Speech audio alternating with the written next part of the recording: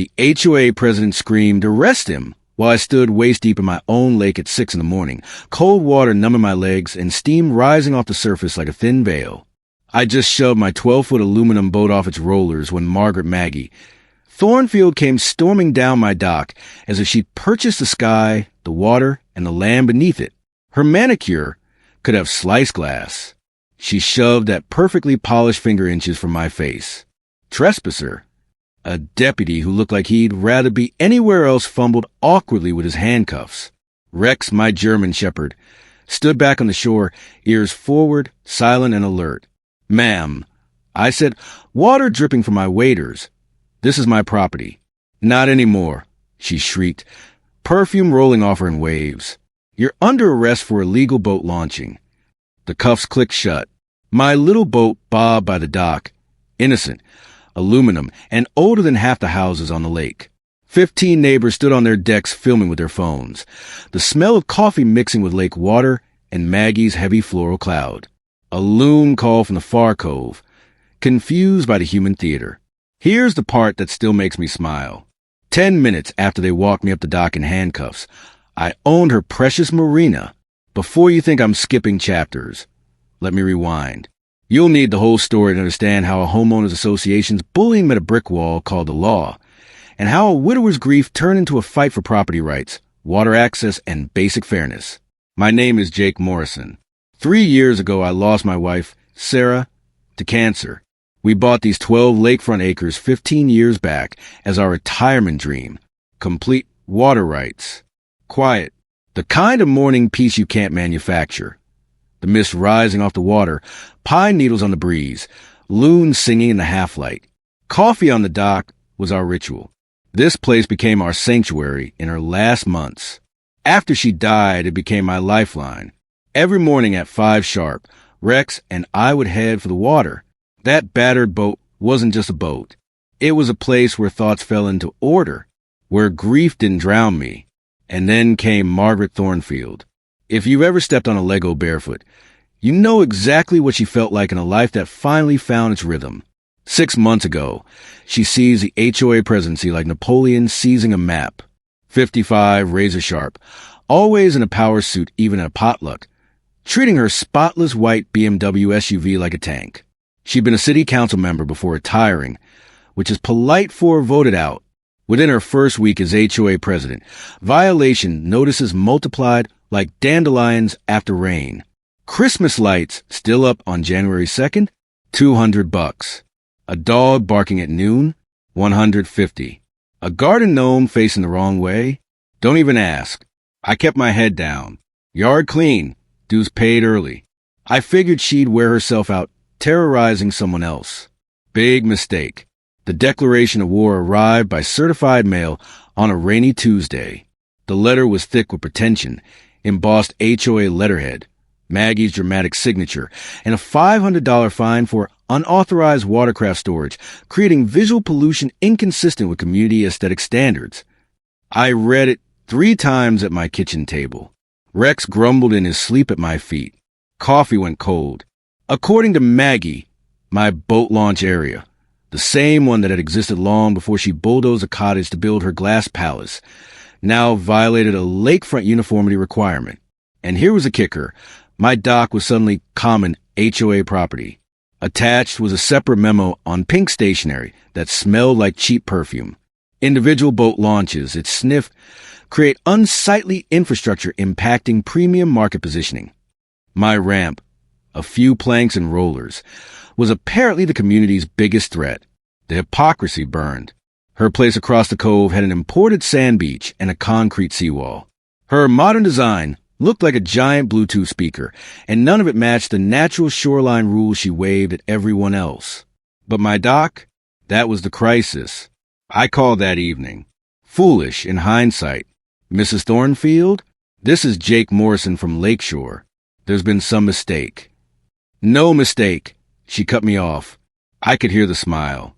"The board determined individual watercraft facilities undermine property values. You have 30 days to remove everything or face escalating penalties." "Ma'am, I own the water rights. It's in the deed." The HOA supersedes individual claims when community welfare is threatened. Don't contact me again about this matter. Click. Rex cocked his head. I stare at my phone, numb with the particular disbelief that follows being lied to with confidence. She had no idea what she'd just awakened. 3 days later, a notice showed up hand-delivered. Performative power move. Emergency board meeting. Thursday, 7 p.m., mandatory attendance for all waterfront owners. Even the paper smelled like her perfume. The woman weaponized stationery. I walked into the community center, expecting 12 people. 45 souls crammed into metal folding chairs under humming fluorescent lights that made everyone look a little seasick. The room smelled like burnt coffee and floor wax. Maggie sat behind a folding table like a judge. Charcoal suit, pearl necklace. To her right, her secret weapon, Curtis Thornfield, nephew, lawyer, twitchy. He kept adjusting his tie, like it was strangling him. Ladies and gentlemen, she said, voice echoing off the concrete block walls, we're here to address a serious threat to our community's property values and legal standing. I half expected her to mention an oil spill. Mr. Jake Morrison, she continued, sweeping a hand toward me, has constructed unauthorized maritime infrastructure that encroaches on common HOA property. She paused to let her words settle. His dock extends illegally into community waters, creating liability exposure for every homeowner here. Curtis unrolled a survey map with a flourish. According to their version, my dock slipped 15 feet beyond my line into HOA control water. A murmur rippled through the chairs. Time for my counter. I stood slowly and pulled my original deed and 2009 survey from my pocket. Years ago, Sarah insisted we keep our documents in a fireproof safe. Her practical wisdom has saved me a dozen times. With respect, I said, laying the papers on her table, this tells a different story. Our 2009 survey showed clearly water rights extending 200 feet from our shoreline. My dock's modest 30 feet rested entirely within that boundary. The deed explicitly included all water rights, mineral rights, and access privileges in perpetuity. Curtis leaned in. His expression went from smug to seasick. He whispered something to Maggie. Her jaw clenched hard enough to crack a molar.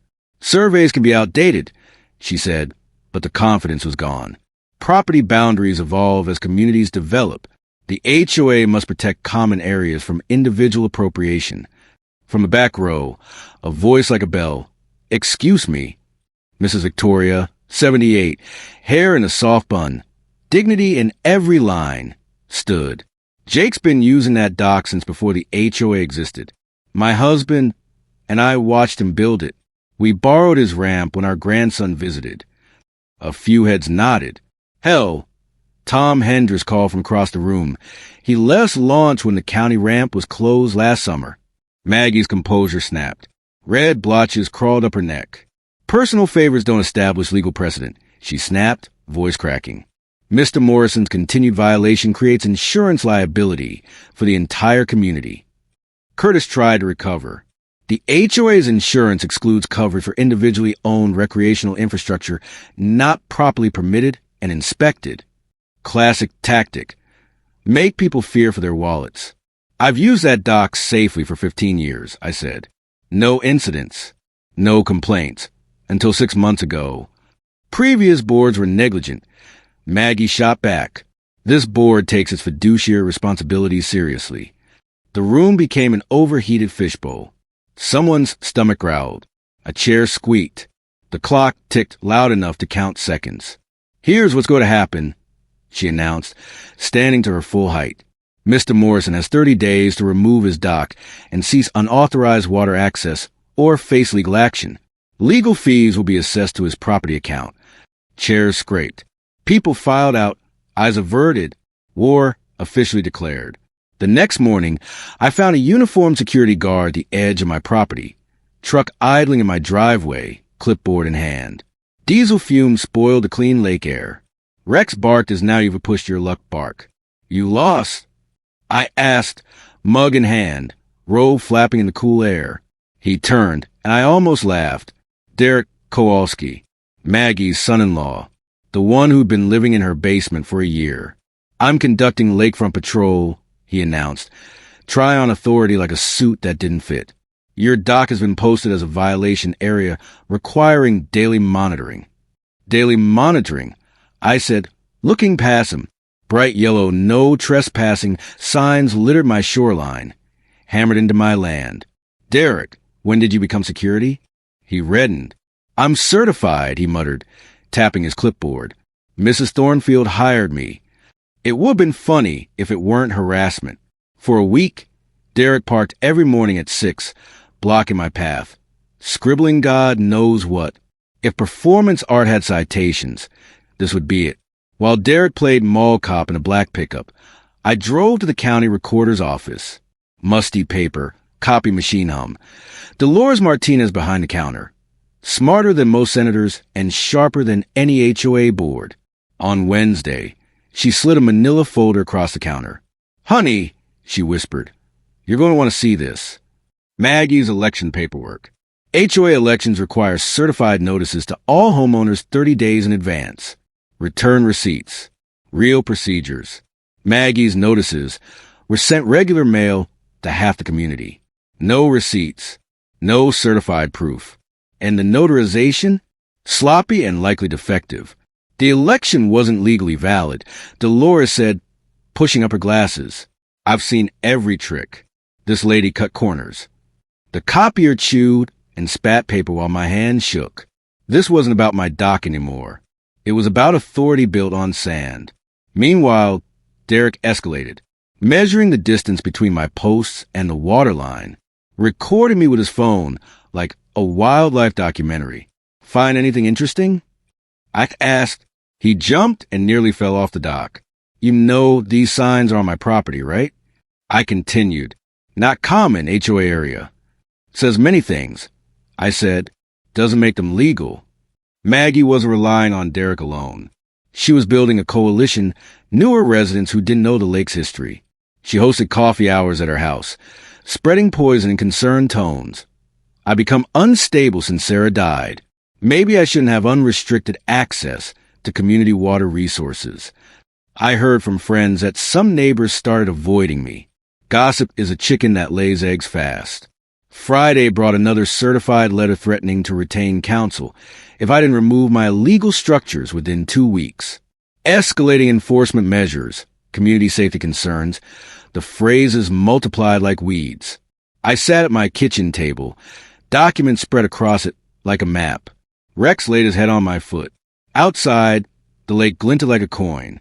That's when I realized she'd made a mistake. In focusing on crushing me, she exposed her own weak foundation. The game just changed. The following Tuesday, while I replaced a squeaky board on my dock, voices carried across the water. Maggie led a little parade down the path to Hendrick's Marina. Curtis the nephew, Derek with his ever-present clipboard, and 2 people I didn't know. 20 minutes later, she walked out clutching a manila folder to her chest, smirking like traffic signs were for other people. Tommy Kowalski, the dock hand and Derek's cousin, came by later jittery. Jake, I probably shouldn't tell you this, he said, but she just offered Bill $50,000 for exclusive boat launch services. Exclusive how? HOA members only. A private club. No more public access. Where is she getting $50,000? His face went from pale to translucent. Mrs. Thornfield. She told Bill the HOA emergency fund. Said it's a community safety investment to prevent uncontrolled water access. Emergency funds have rules. Strict ones. They're for disasters, floods, fires, not for buying Marina access to solve a personal vendetta. Using those funds would be misappropriation. Plain and simple. Tommy rubbed the back of his neck. She also said this would solve the Morrison problem permanently. That night, I visited Mrs. Victoria. Her house smelled like jasmine tea and books. Do you remember how the lake access was set up originally? I asked. She brightened. Oh, yes.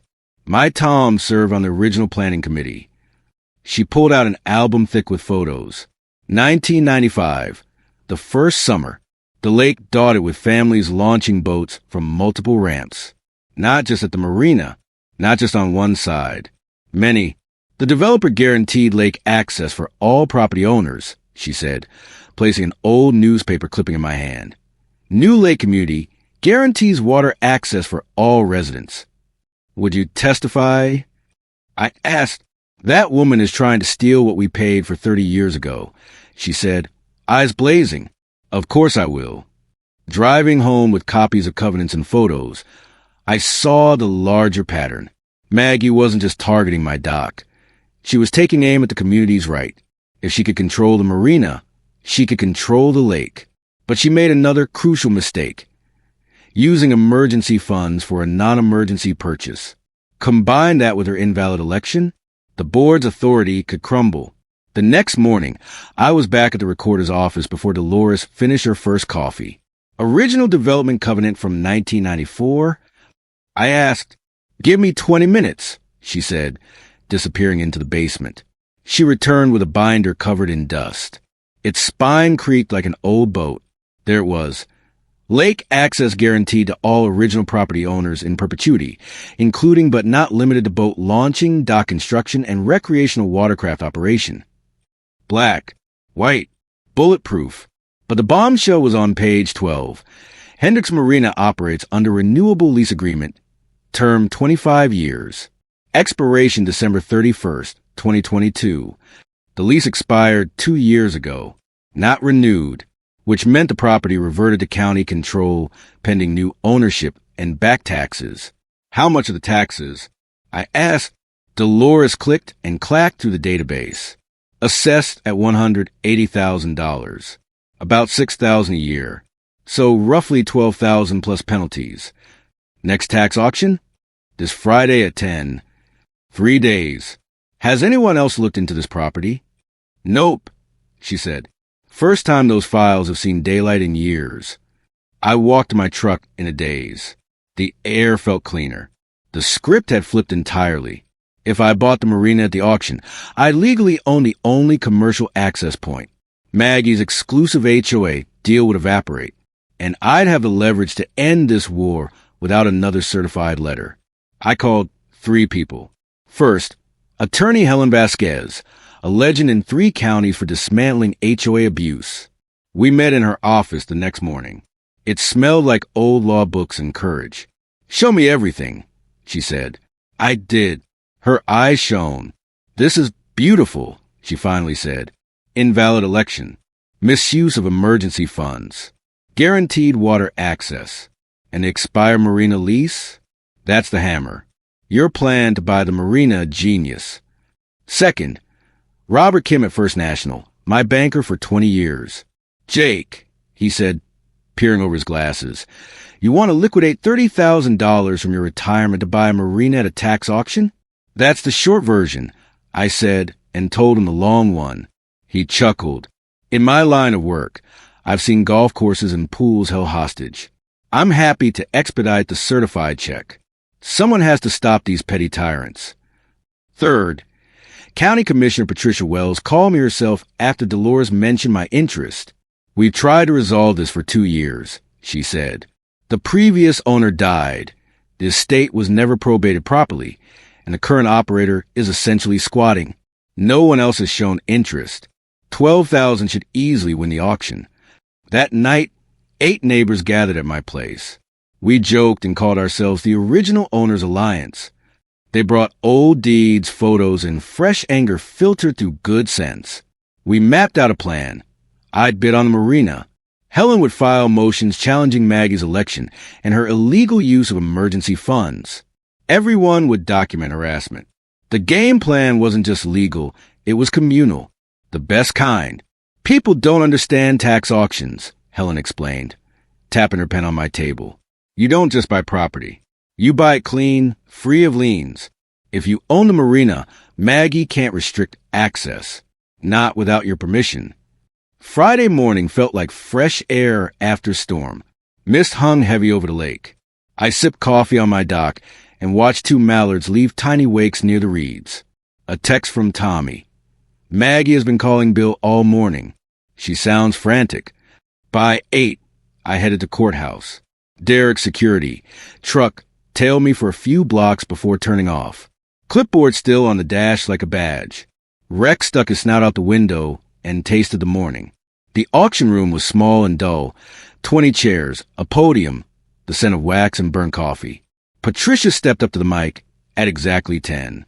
Hendricks Marina, Lot 47B, she read.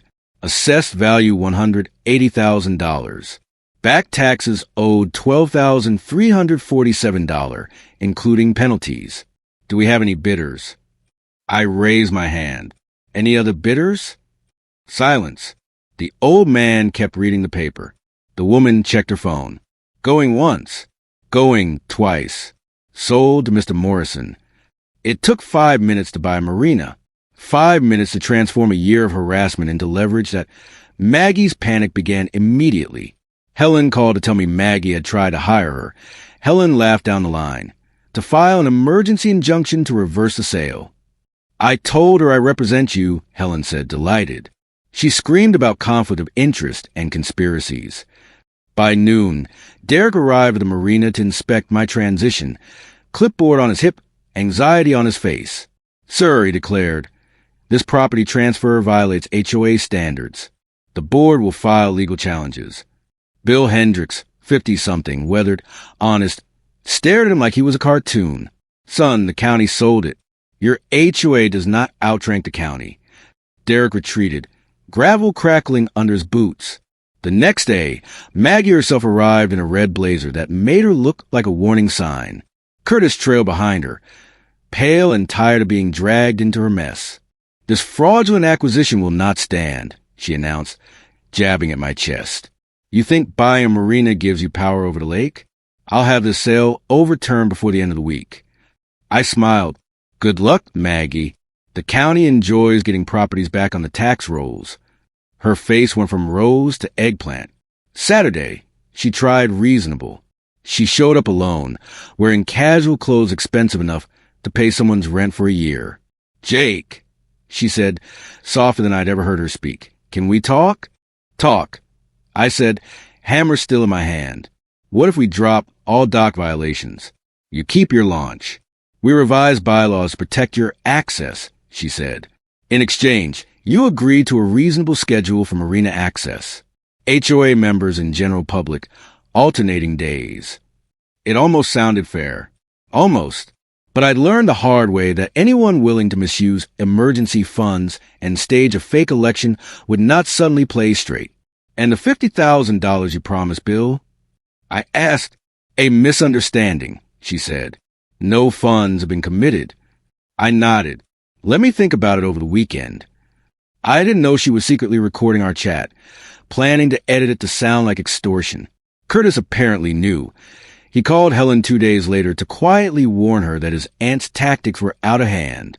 When she played the edited recording at a Tuesday board meeting, Mrs. Victoria, bless her, stood and said, "That's not how Jake talks." She taught English 35 years. She knows cuts when she hears them. Maggie also created fake accounts, Lake Community Watch, Concerned Homeowner 47, posting in Facebook groups about my declining mental health. Has anyone noticed Jake acting strangely? Grief affecting judgment? The poison was careful, designed to spread undercover concern, but it's hard to hide footprints online. Tom traced the accounts back to Maggie's home IP the same evening. You could almost hear the house of cards shudder. On Wednesday, Derek turned up at the marina with what he claimed were official county inspection forms. Sir, I need to inspect all dock structures, storage, and fuel handling procedures, he recited. Derek, I said, you are not a county inspector. You are an HOA security guard, hired by your mother-in-law. I have authority. No, you don't. And you're trespassing. He wilted.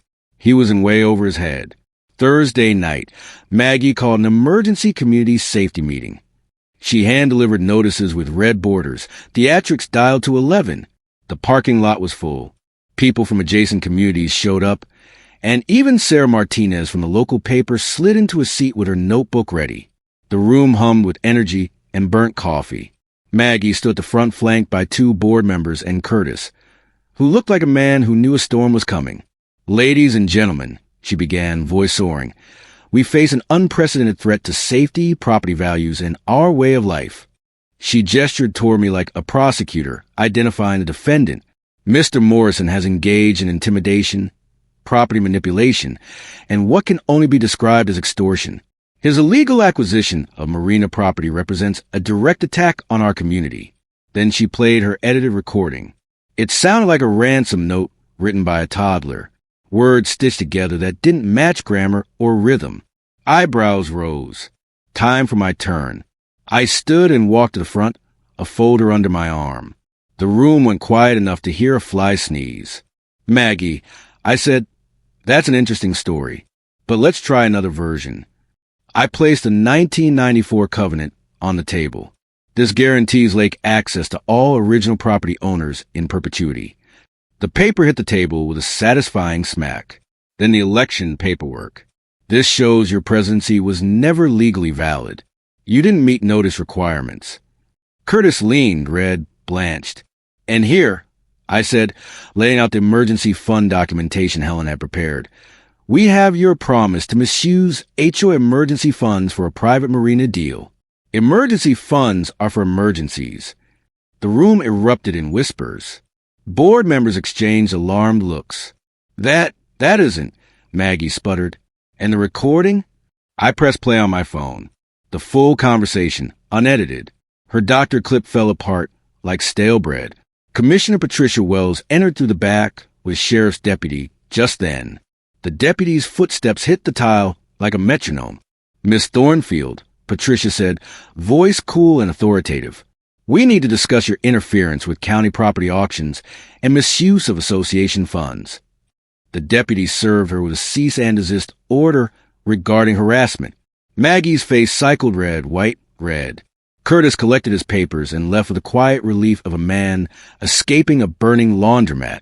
"This is a conspiracy," she shouted, pointing wildly. But the room had turned. Even her supporters looked away. The queen of the HOA had been toppled by her own arrogance, by documents she didn't expect anyone to find, and by neighbors who decided to remember they were a community. The aftermath moved fast. By Monday, she resigned by email, blaming community conspiracies. Derek found a job 2 towns over. Curtis returned to unexciting contract law. The whole Thornfield mini-empire folded like a paper hat in a rainstorm. The marina changed quickly. Bill and I agreed on a profit-sharing model instead of flat wages. He'd spent 15 years keeping the place alive on duct tape and grit. He deserved a stake. We upgraded equipment worn down by neglect. Tommy became assistant manager. Grin so big it looked like it might split his face, in a good way. Within 2 weeks, we restored free access for all original homeowners, just like the covenant promised. The lake sounded different. Children laughed. Boat motors purred. The soft splash of a line broke the surface like punctuation. It felt like the community exhaled for the first time in months. Property values rose. Real estate agents stopped whispering about access controversies and started boasting about community amenities. More important than values, though, was trust. People waved again. Conversations resumed at the fence line. We didn't hide behind curtains or Facebook posts. We elected a new HOA board the right way this time. Notices properly sent. Minutes posted online. Budgets open to anyone who asked. Violation. Notices dropped by 70%. The board focused on actual issues. Stormwater management, trail maintenance, winter road prep, adult stuff. My proudest moment came on a quiet Saturday at sunrise. We named it the Sarah Morrison Memorial Fishing Program. 25 kids arrived with yawns and grins, some with brand new rods, others with borrowed gear. We taught them to thread worms, respect hooks, and release fish gently if they weren't taking them home for dinner. The County Conservation Department set up a table about wildlife and water quality. Mrs. Victoria sat in a folding chair sharing lake history with any child who would listen. Her gentle voice floated over the water like a lullaby. "Why do fish bite more morning?" one boy asked me, serious as a judge. "Because breakfast tastes better when the world is quiet," I told him. Rex wandered among them, tail wagging, enduring 1,000 pats. You could feel the healing ripple across the lake. Parents who barely knew each other exchanged numbers. Neighbors who had taken Maggie's bade apologize to Rex and me with pie and handshakes. The Marina earned a mention from the county tourism board, but the real accolades came from little hands thrusting up bluegills, faces shining, voices proud. We replaced tension with tradition. Summer evenings at the Marina now bring impromptu barbecues, fishing competitions, basic boat safety classes. The HOA board puts out monthly financials and invites public comment. We still argue this is a neighborhood, not a monastery, but we do it with information, not threats. I still fish at dawn. Rex still breathes quietly at my side. Sometimes I talk to Sarah. I tell her about the kids learning to untangle lines without tears, about Bill who smiled for first time in years without the weight of an expired lease on his shoulders, about Dolores who saved me with a folder, and about a woman named Margaret who taught me exactly how far I go to protect what Sarah and I built. If you're reading this because you're dealing with HOA corruption, property rights violations, or water rights fights, hear me clearly. Document everything. Learn your deed. Understand your water rights. Visit the county recorder. Emergency funds are not slush funds. Community covenants are not decorations. Tax auctions are not just for developers. And the superintendent at the county office knows more than your bully-in-chief ever will. I didn't win because I yelled louder. I won because I prepared. Because I respected the process more than the people who claimed to speak for it. And because I found neighbors willing to step forward when the time came. Now it's your turn. Drop your location and your worst HOA horror story below. Let's turn the algorithm into a support group. Subscribe to HOA Stories if you want more tales of ordinary people beating corrupt systems with persistence, preparation, and community power. Justice tastes better when you share it, preferably with good coffee at dawn, the smell of pine on the air, and the soft sound of loon calling from the far cove.